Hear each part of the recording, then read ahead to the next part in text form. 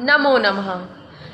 आज हम MA first semester जो कि 2024 के अंतर्गत एनईपी में संस्कृत का पेपर है उसके विषय में वार्तालाप करेंगे, जिस पेपर का नाम है शोध प्रविधि। पेपर कोड ये है। नोट: सभी खंडों से निर्देश अनुसार प्रश्न हल कीजिए। इसमें 3 खंड हैं, खंड अ, ब और स, जिसमें पहले खंड में अति लघु उत्तरीय प्रश्न दिए गए हैं। नोट: निम्नलिखित सभी 5 प्रश्नों के उत्तर दीजिए। जैसे कि आप यहाँ देख सकते हैं, यहाँ पे 5 प्रश्न हैं, 1 2 3 4 5। इन सभी 5 प्रश्नों के उत्तर दीजिए। प्रत्येक प्रश्न 2 अंकों का है, यानी कि आपको एक क्वेश्चन करने के 2 अंक मिलेंगे। जिसमें से पहला क्वेश्चन है, शोध किसे कहते हैं, परिचय दीजिए। दूसरा, शोध का उद्देश्य क्या है। तीसरा, संदर्भ ग्रंथ सूची किसे कहते हैं। शोधार्थी की योग्यता क्या है।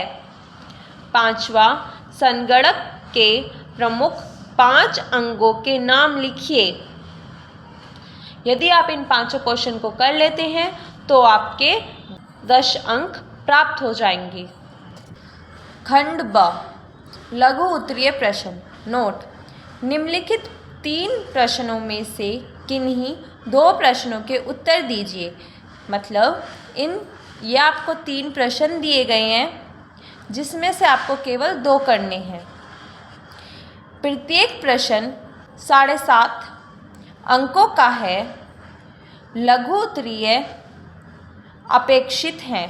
इसमें से ये 3 क्वेश्चन हैं, यहाँ पे 6, 7, 8 दिया गया है, परंतु वो 1, 2, 3 मान लीजिए। प्रथम है, संस्कृत शोध के उद्देश्य एवं महत्व पर प्रकाश डालिए।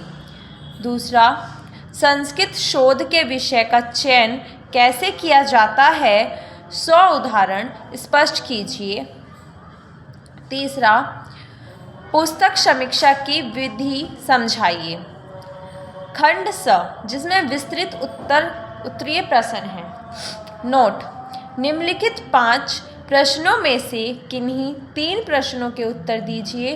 प्रत्येक प्रश्न 15 अंकों का है, यानी कि आपको एक प्रश्न करने के 15 नंबर मिलेंगे। विस्तृत उत्तर अपेक्षित है, जिसमें हमें 5 प्रश्न दिए गए हैं। इसमें 9, 10, 11, 12, 13 दिए गए हैं, पर अगर हम इसको काउंटिंग में करें तो 1, 2, 3, 4 और 5, ये आपको 5 प्रश्न दिए गए हैं। जिसमें पहला है, अनुसंधान का क्या स्वरूप है, विस्तार पूर्वक समझाइए। शोध सर्वेक्षण का स्वरूप बताते हुए शोध सर्वेक्षण की उपयोगिता बतलाइए। तीसरा, संदर्भ ग्रंथ सूची से आप क्या समझते हैं, उसके निर्माण की प्रक्रिया को 100 उदाहरण स्पष्ट कीजिए।